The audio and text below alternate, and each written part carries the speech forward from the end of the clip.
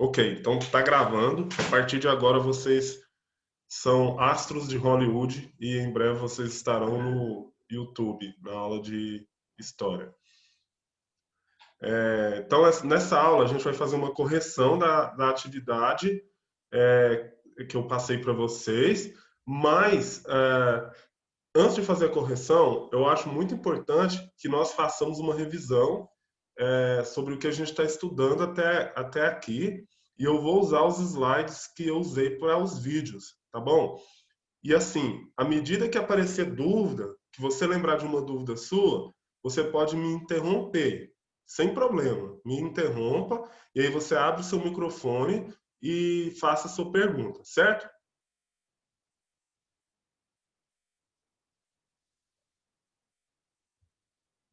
Vamos lá então. Eu vou compartilhar aqui uma tela com vocês. Todo mundo vendo? Pode mandar um joinha.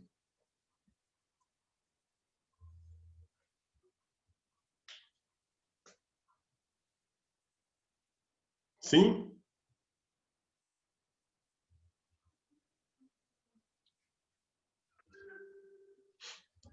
Vamos lá. Esse slide aí foi o slide que eu usei para preparar. Obrigado, Guilherme. Esse slide foi o slide que eu usei para preparar para vocês a aula, o vídeo que eu postei no YouTube na semana passada, que é referente ao período militar, certo? Então, bem rapidinho. O que é um período militar no Brasil? Quando você ver essa expressão período militar no Brasil, entenda que está falando do momento em que a política brasileira foi dominada por militares. Os presidentes do Brasil nesse momento foram presidentes militares, generais do exército, certo? Nesse período, o presidente não era eleito pelo povo, ele era eleito por um colégio eleitoral, que era composto por deputados e senadores. Então, quem votava eram os deputados e senadores para eleger o presidente. Esse período, então, durou de 1964 a 1985. Por que foi colocado por que aconteceu esse período militar no Brasil? Bom, os militares, eles tinham medo de que o presidente João Goulart, que foi o presidente que antecedeu esse período, fosse comunista e que ele implantasse o comunismo no Brasil, certo? Alguém aqui sabe me dizer o que é comunismo? O que é socialismo?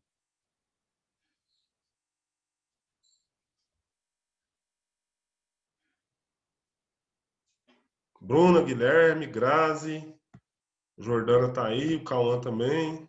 Alguém sabe me dizer? Alguém arrisca? Não?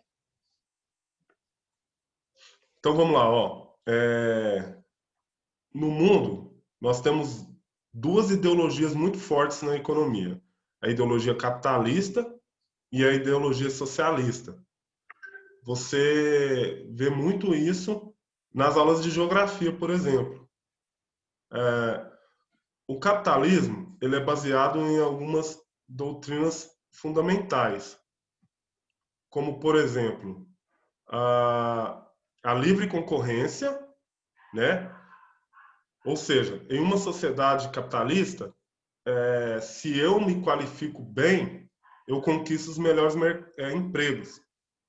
E eu conquistando os melhores empregos, eu consigo adquirir dinheiro suficiente para abrir negócios, adquirir imóveis, comprar carros, esse tipo de coisa, certo? E no capitalismo, então, a propriedade privada ela é muito forte. E o pessoal, muita gente passou a criticar o capitalismo porque eles acreditam que o capitalismo ele gera desigualdade social. Eu estava vendo a aula da Sala agora um pouquinho e eu vi que ela estava falando sobre isso com vocês, sobre a questão da desigualdade social. E tem muita gente que fala que esse sistema capitalista ele gera desigualdade social. Aí o que aconteceu? Lá no século XIX, surgiu essa ideologia socialista com o Karl Marx, que propunha que para acabar com a desigualdade social seria necessário acabar com essa ideia de capitalismo aí. E o Karl Marx ele propõe o seguinte: pegar a propriedade privada, ou seja, as fazendas, as indústrias, enfim, tudo isso, e distribuir, repartir entre a população do país, né? E essa propriedade seria controlada pelo governo. E todas as pessoas teriam acesso à moradia, teria acesso a transporte, teria acesso à saúde, teria acesso à educação, teria emprego, mas não teria gente rica e nem gente pobre. Seria uma sociedade igualitária, no sonho do socialismo, né? Então, o período militar começa assim, porque o pessoal tinha medo de que o João Goulart ele implantasse o socialismo no Brasil. Tem alguma pergunta até aqui? Pode abrir o microfone e falar. Não, Guilherme? Tudo ok, Bruna? Grazi? Cauã?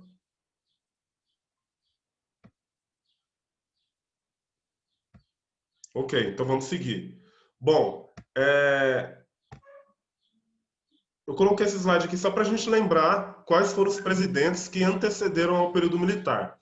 O Eurico Gaspar Dutra, que governou de 1946 a 1951. Depois o Getúlio Vargas, que governou de 51 a 54. Aí você vai falar, nossa, Marcão, mas o Getúlio Vargas não tinha governado antes, de 1930 a 1945? Tinha sim, a gente até estudou isso de forma precária, né, remota, online, mas a gente tentou estudar isso aí com vocês.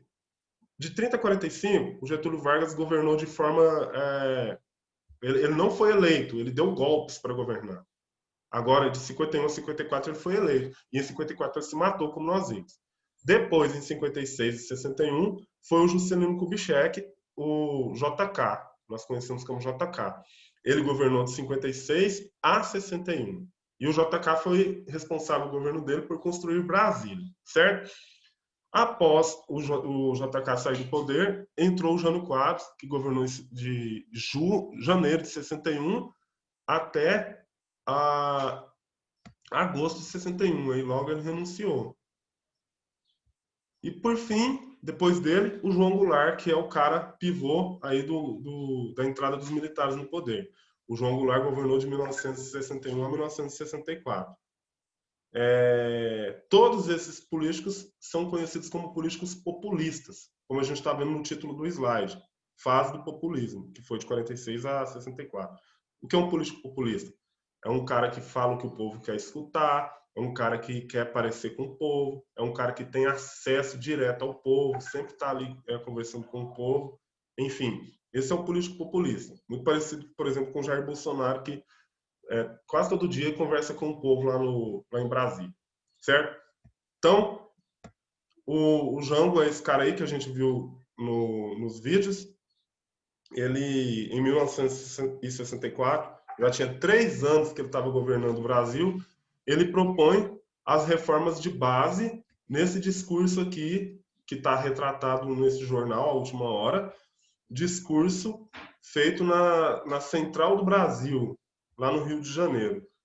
E nesse discurso, o João Goulart ele apresenta a proposta das reformas de base. E as reformas de base, elas tinham um item muito importante para entender a entrada dos militares no poder, que era a reforma agrária. A reforma agrária, ela é uma bandeira de luta comunista. Alguém sabe me explicar o que é reforma agrária?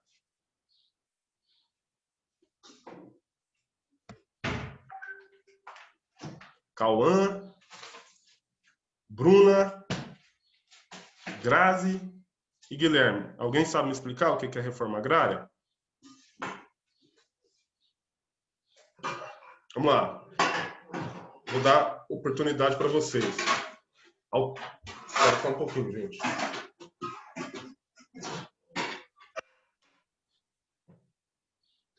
Vamos lá. Alternativa A, reformar o curral.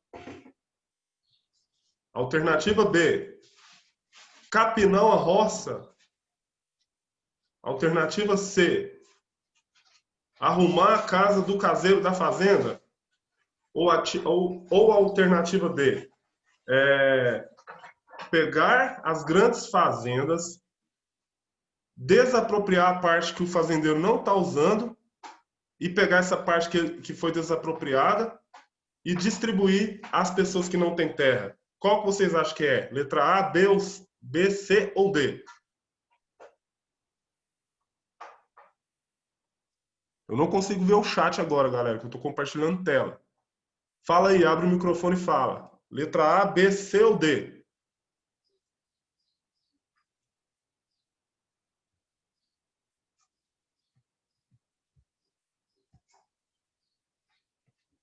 Cri, cri, cri, cri. Cauã?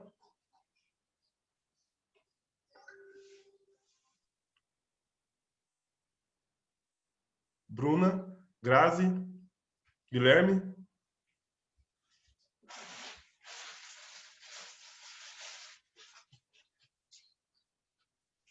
É a letra D. Letra D de dado? Isso.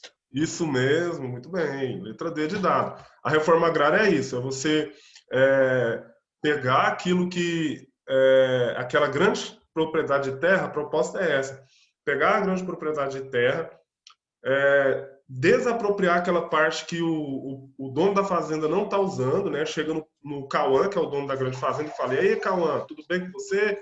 Sua fazenda é imensa, ela tem 400 mil hectares, tem 1.200.000 boi aqui, você produz 450 toneladas de feijão por mês, mas tem uma parte da sua terra que você não está usando.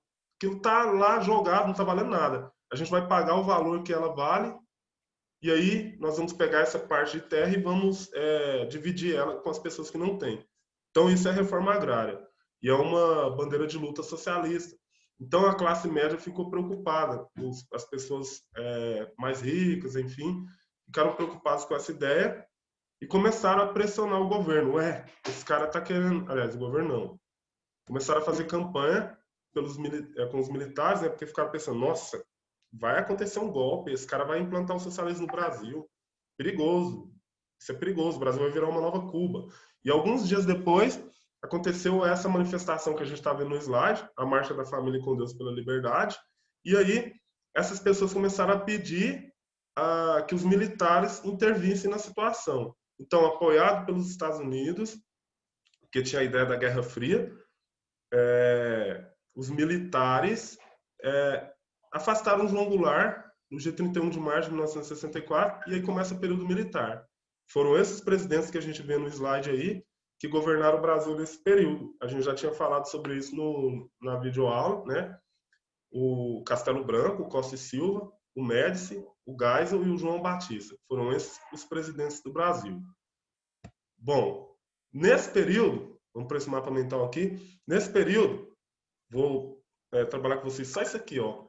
O Brasil passou a ser até apenas 2 partidos, sistema bipartidário. Era a Arena, que era o partido que apoiava o presidente, e o MDB, que era oposição. O que é oposição? É alguém que se coloca contra uma ideia, é alguém que se opõe, alguém que não concorda com aquela ideia. No caso aqui, eles se opunham ao governo militar. Mas, na verdade, essa oposição não funcionava, porque no final das contas era só o presidente militar que era eleito, como eu falei para vocês, pelo colégio eleitoral lá, os deputados e senadores. E por que o governo fez isso? Por que o governo não deixou que o povo votasse? O governo pensava, tinha medo de que o povo conduzisse novamente alguém com ideias socialistas ao poder. Então, o governo não permitiu que tivesse eleições diretas. Mas aí, muitas pessoas começaram a protestar contra essa situação. E logo de cara, esse estudante aí, o Edson Luiz, foi morto pela polícia lá no Rio de Janeiro. O Edson Luiz, ele era um pouco mais velho que vocês. Ele foi mandado pela família dele do Pará até o Rio de Janeiro para terminar o ensino secundário, que hoje é o ensino médio, né? E aí, em um confronto lá na manifestação num restaurante, manifestação de estudantes, o Edson Luiz foi morto, né? E isso revoltou uma parcela de pessoas que era contra o governo, e essas pessoas saíram às ruas para fazer essa passeata, a passeata dos 100 mil. Aqui tem um monte de artista na frente, artistas mais antigos que vocês não conhecem, talvez você conheça, mas sua mãe, seus avós com certeza conhecem. A Eva Vilma, Antônia Carreiro, enfim. E essa passeata, como a gente pode ver nesse outro slide aqui, fez com que o governo militar ficasse com muito medo. Eles pensaram, nossa, rapaz, o povo, de repente, está começando a se articular contra a gente, né? A gente precisa pensar em alguma coisa para frear esse povo. E aí, para culminar, outra manifestação importante foi o discurso desse deputado, Márcio Moreira, que, dentro do Congresso Nacional, ele pediu para a população não ir às ruas no dia 7 de setembro comemorar a independência do Brasil. Sabe, 7 de setembro? E todo ano você vai lá para a Avenida Goiás comer pipoca e ver o desfile. Então, nesse desfile aí, esse cara aí, esse deputado, ele pediu para que as pessoas não fossem. E aí o governo ficou preocupadíssimo com isso e falou: a gente precisa parar o povo, porque senão eles vão nos tirar do poder, esse movimento vai crescer muito e pode se tornar até uma guerra civil no Brasil. Então eles lançaram o ato institucional número 5, que dava esses 5 principais poderes ao presidente, entre outros. Vamos um por um. Ó. Primeiro, dava poder ao presidente de fechar o Congresso, ou seja, os deputados e senadores agora não podem trabalhar mais. Vocês estão contra o governo, então ninguém vai trabalhar aqui mais. Fechava o Congresso. Segundo, intervir diretamente no governo federal, nos estados e nos municípios. Ou seja, vamos supor que o prefeito de Alexandria fosse socialista. O presidente chegava lá e falava: ó, prefeito Cauã Mendes, o senhor é socialista, o senhor não pode mais ser prefeito de Alexandria. Está fora do cargo e eu vou colocar outra pessoa no lugar. Aí colocava a Bruna, que a Bruna era aliada do governo. Caçar mandatos. A Grazi era uma deputada comunista. Aí o governo chegava aliás, deputada. Uma deputada comunista de Goiás. Chegava lá em Goiânia e via, sabia que a Grazi era comunista e falava: Grazi, de agora em diante você não pode ser mais deputada porque a gente descobriu que você é comunista. Seu mandato está cassado. Suspender direitos políticos de qualquer cidadão por 10 anos. O Guilherme era simpático ao socialismo. Aí o governo descobria. Chegava no Guilherme e falava: Guilherme, de hoje em diante, você não pode votar, você não pode se filiar a nenhum partido e você não pode nem ser candidato se você quiser, por 10 anos, certo? Então, esse ato institucional, ele foi criado justamente para acabar com essas manifestações que a gente viu aqui nos slides anteriores. Ok? Tudo certo até aqui? Tudo certo. Ótimo. Então vamos partir para o próximo slide aqui para a gente já ir para o final. Agora eu vou ver o que você estava falando aqui no chat. Quando eu estou compartilhando tela, eu não consigo ver o chat, tá? Sua internet agora ficou mais firme, Guilherme? Agora voltou. Tá bom. Que bom. Tá caindo toda vez. Uhum. Vamos lá então agora. Eu vou mudar para outro slide aqui para a gente partir para o final da nossa aula. Então, nessa semana foi esse slide aqui que eu pus no vídeo, não foi? Vocês estão lembrados? Sim, nós estamos lembrados, professor. Está todo mundo vendo o slide?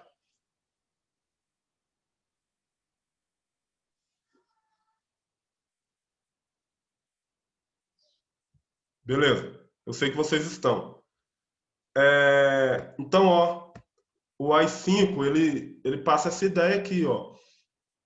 calar a boca da população que quer se protestar contra esse governo, né, os opositores a esse regime, e tapar os olhos forçadamente dessa população que é contra o governo, para essa população não ver e não denunciar isso. Então, lógico que as pessoas não ficariam com os olhos tapados, mas foi uma lei tão pesadona que a população ficava meio que se sentindo forçada a não enxergar. Os que ousavam fazer isso, eles sofriam, né? Lógico, os opositores, porque não era todo mundo que era contra o governo militar. Uma grande maioria da população, acredito, era a favor do regime militar. Pelo menos os mais antigos que eu conheço, eles falam isso para mim. Então o governo ele propôs a censura, né? Muitas músicas que criticavam o governo foram proibidas de serem gravadas. Até músicas que eram contra a moral e os bons costumes eram também vetadas. Esses funks de hoje em dia, por exemplo, com certeza eles não seriam aprovados pela censura, porque eles têm uma linguagem muito pesada que ataca a moral, os bons costumes, a família, enfim. E aí as pessoas começaram a se organizar para resistir ao regime militar. Essa foto aqui, ela ficou muito famosa. Esse rapaz estava participando de uma manifestação e aí ele levou um calço da polícia e caiu.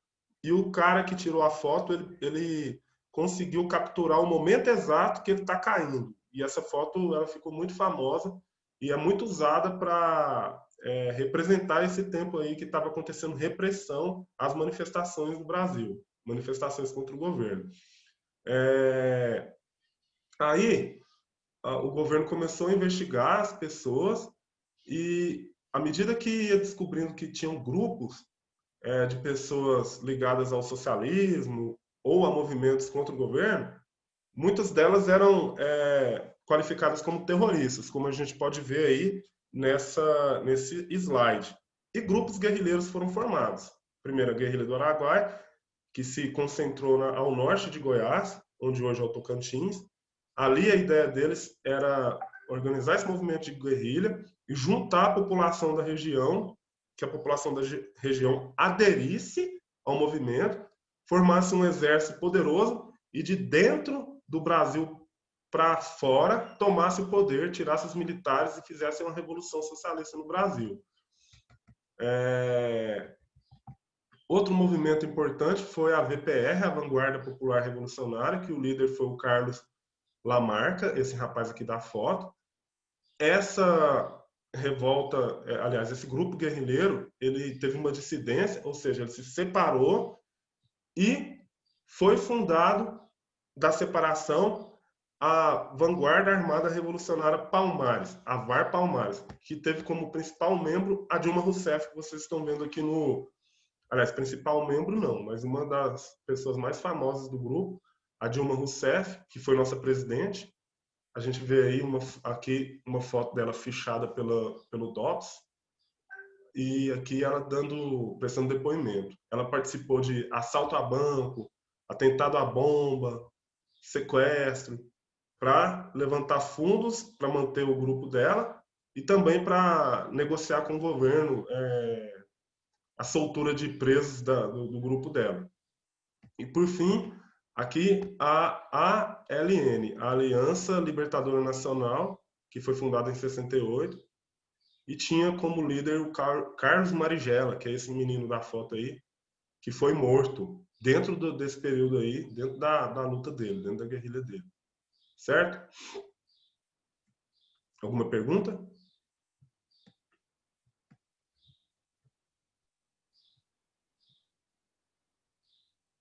Não? Então, vamos aqui para correção rapidinho da atividade de vocês.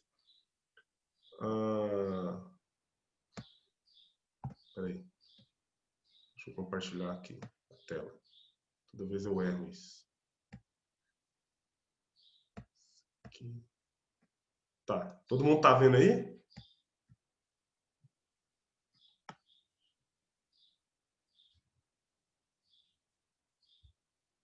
A atividade era essa, né?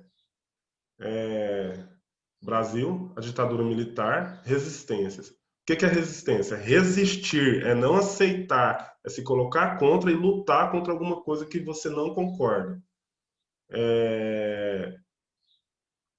Esse movimento de resistência no Brasil, ele foi organizado como movimento estudantil. Os estudantes brasileiros se organizaram para lutar contra o regime militar. Tinha essa parte do texto aqui.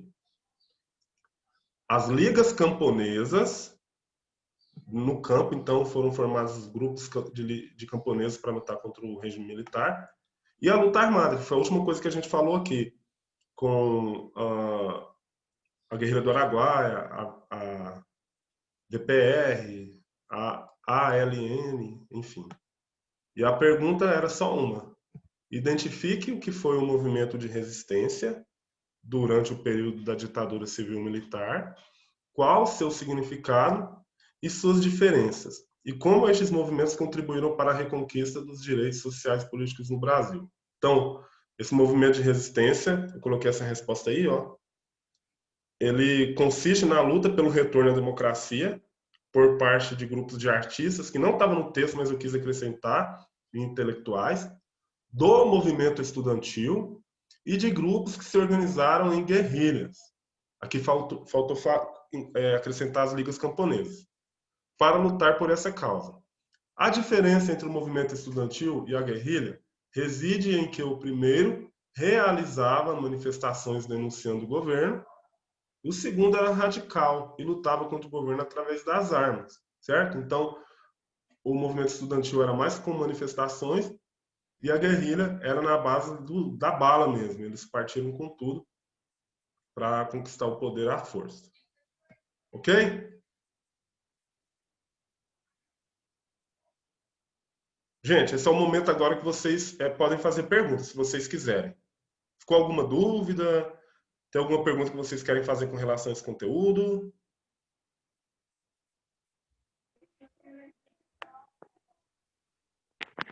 Não tenho dúvida não, ficou tudo esclarecido. Certo. E o Cauã e a Grazi, tem alguma pergunta que gostariam de fazer?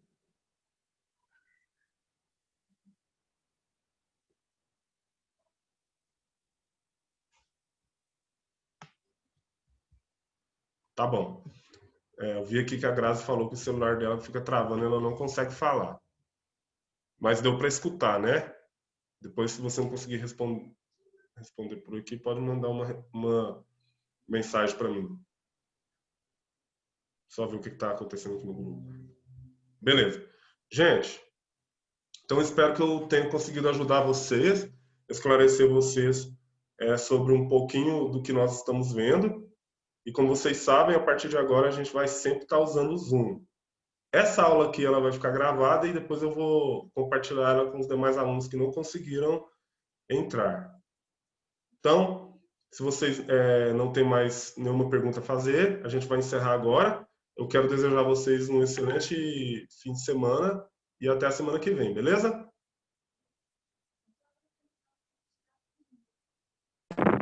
Beleza. Então é isso aí. Tchau, tchau, galera.